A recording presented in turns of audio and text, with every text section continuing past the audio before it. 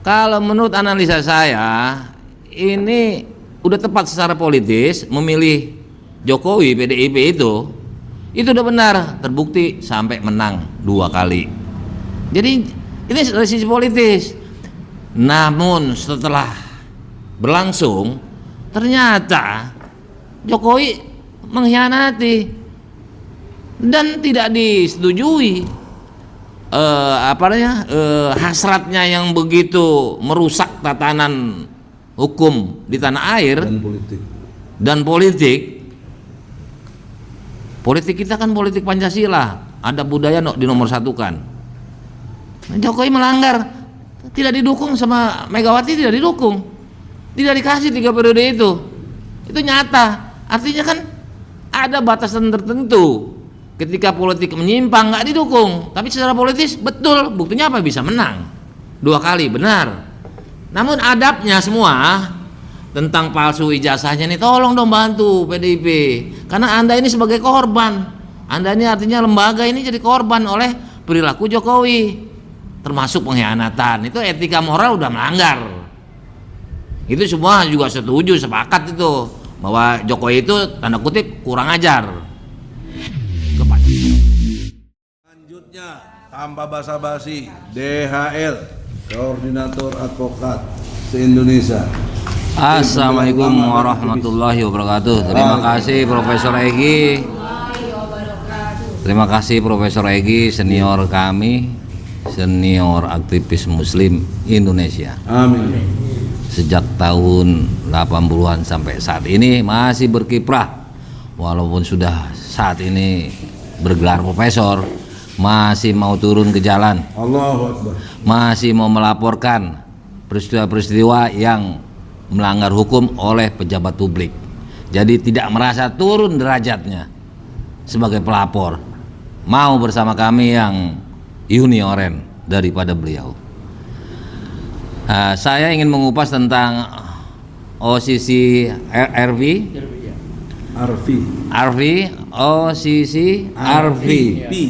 OCCRP, tapi bukan rupiah. Jadi informasi itu adalah bagian dari informasi publik untuk KPK, bahkan informasi dunia, sehingga apabila KPK sebagai lembaga terhormat negara ini ingin menjaga nama baik daripada Jokowi, itu sebagai temuan oleh KPK. Harga diri juga mantan presiden harus dihormati. Apabila diam atau tidak mau tahu atau menyerahkan kepada publik, yang tidak mungkin publik bisa mendapatkan hasil daripada investigasi tersebut. Andai pun dapat, KPK belum tentu mau menerima. Padahal itu bukan delik aduan, delik biasa. Ini sebagai temuan. Begitu juga terhadap Jokowi, pribadinya dituduh kok cuma begitu. Tanyakan saja kepada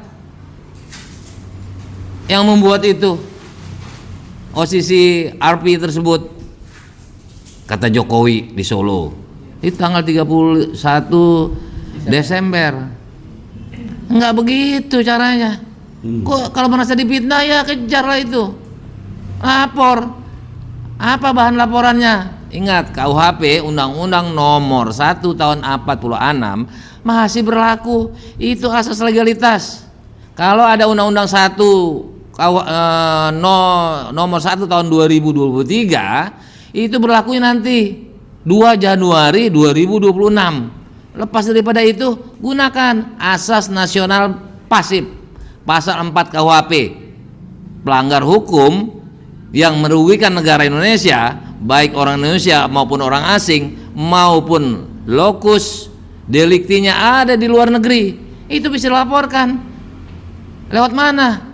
Kita kan punya Interpol, kerjasama, hubungan, apalagi dengan Belanda. Kita punya hubungan atase politik, atase militer.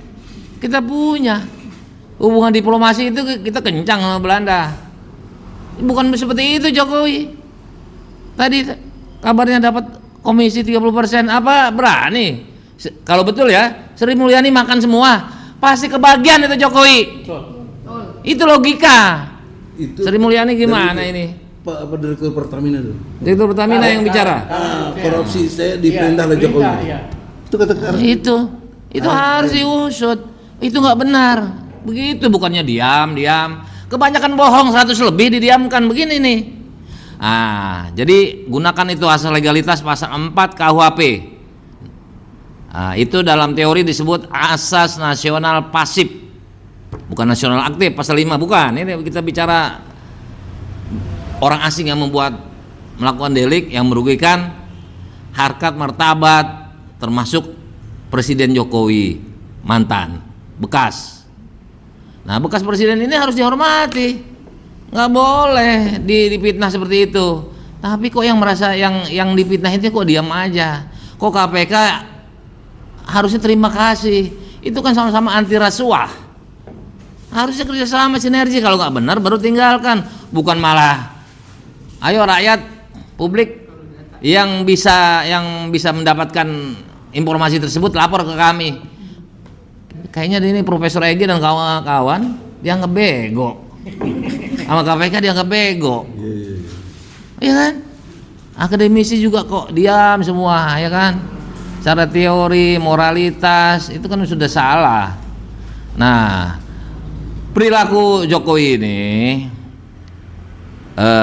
ex PDIP secara logika hukum, analisa saya juga pribadi, pendapat saya yang dijamin oleh berkebebasan menyampaikan pendapat, baik lisan, tulisan, individu, kelompok, tertutup, terbuka.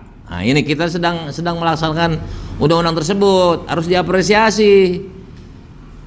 Kalau masalah tidak benar atau keliru, klarifikasi, informasi publik, bikin podcast lagi. Begitu caranya, ya kan? Sebut langsung Egy Sujana, DHL, Abri Muslim, nggak benar itu. Kelirunya di mana?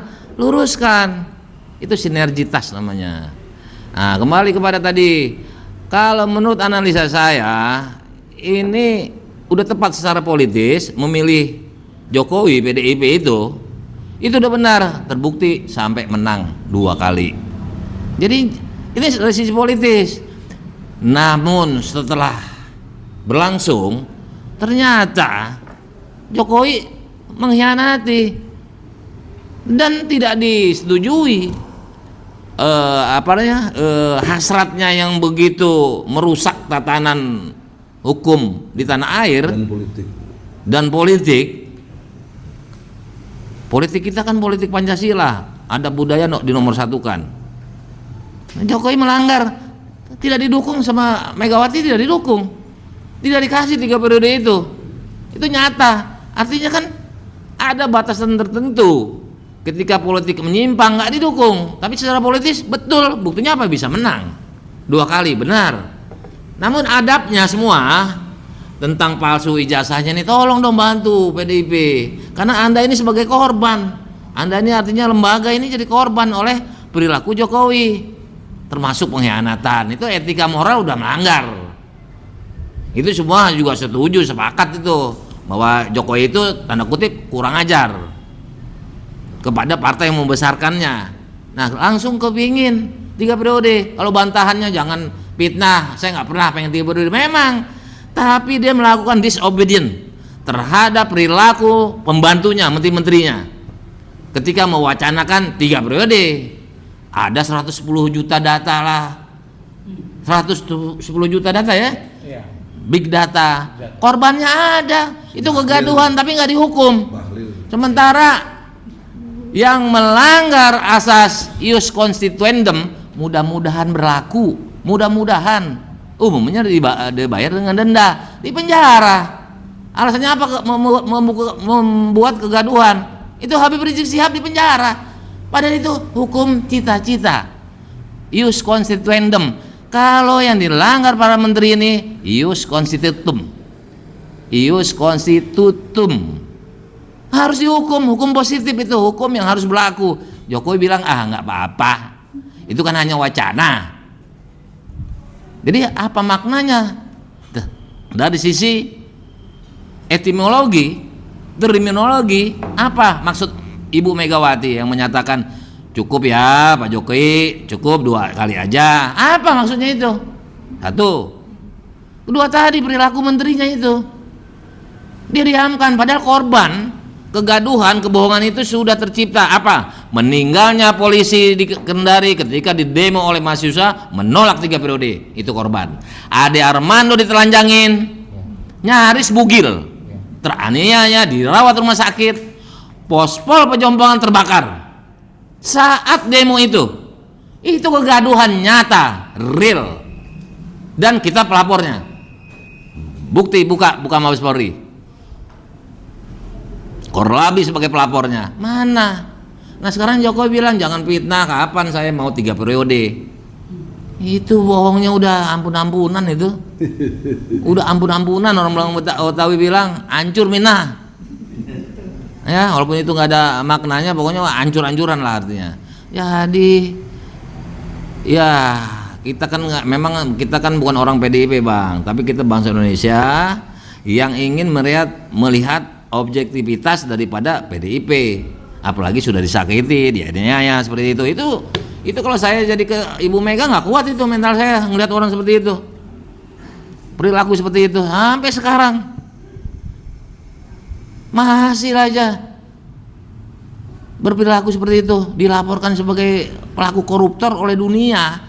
Jadi menurut saya kalau ada pendukung yang pernah rame buzzer, apa ada istilah netizen Bang, yang menyatakan dia calon apa akan menjadi calon sekjen PBB, udah tutup aja tuh mimpinya, ya kan? Sekjen PBB itu internasional. Nah ini yang menuduhnya juga koruptor, badan atau lembaga pengawasan investigasi. Ibaratnya jurnalis segala macam lah, mungkin LSM juga, ormas juga, pokoknya ormas dunia yang konsen kepada korupsi. Karena menurut OCC RP tersebut, korban korupsi diantaranya adalah pelanggaran hak ajasi manusia. Rakyat itu uang rakyat, masalahnya harusnya hidup senang, sejahtera, sesuai tujuan UUD 45, tujuannya Indonesia merdeka, nggak mungkin tercapai. Berarti melanggar hak ajasi manusia, makanya mereka konsentrasi.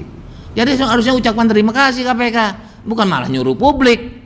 Giliran mengejar Hasto galak, tapi kalau giliran mengejar Jokowi teriak minta tolong kepada rakyat. Tolong publik kalau ada yang tahu berkas-berkas tersebut yang dikatakan itu, padahal dia bisa difasilitasi ke sana terbang, dibayai. Kalau masyarakat kan sulit. Bang Egi mau ngongkosin saya Bang Egi ke Belanda sana, atau undang ke KPK, undang ke Senayan, itu lebih sportif. Terlebih asas legalitas kita untuk mengejar apabila itu dituduh fitnah oleh KPK atau oleh Jokowi yang terserang pribadinya, bukan diam aja di Solo. Kabarnya kalau nanti saya udah turun pensiun, saya akan sering ke EKN. Nggak ada kabarnya, nggak tahu lah kalau kita nggak tahu. Yang ada malah seringnya ke Jakarta. Jadi Jokowi itu omongan ya, dia bilang. Jadi Jokowi itu kalau ngomong A, itu B. Ya kan? Kalau dibilangnya itu mau kebalikan, ya kan? Nah, jadi dia bilang ke IKN nggak bakal ke IKN Bang. Karena apa? Kalau di sana kesorot, akhirnya orang bicarakan IKN lagi yang rugi, ya kan? Harusnya itu buat sel penjara tuh Bang, ya kan? Supaya nanti turis banyak datang. Nggak tahu lah tuh isi penjaranya siapa. Bang Egi lah itu yang jawab. Terima kasih. Wassalamualaikum warahmatullahi wabarakatuh. Mudah-mudahan bermanfaat. Yang wanita semangat. Takbir. Lawan Jokowi atas kesalahannya.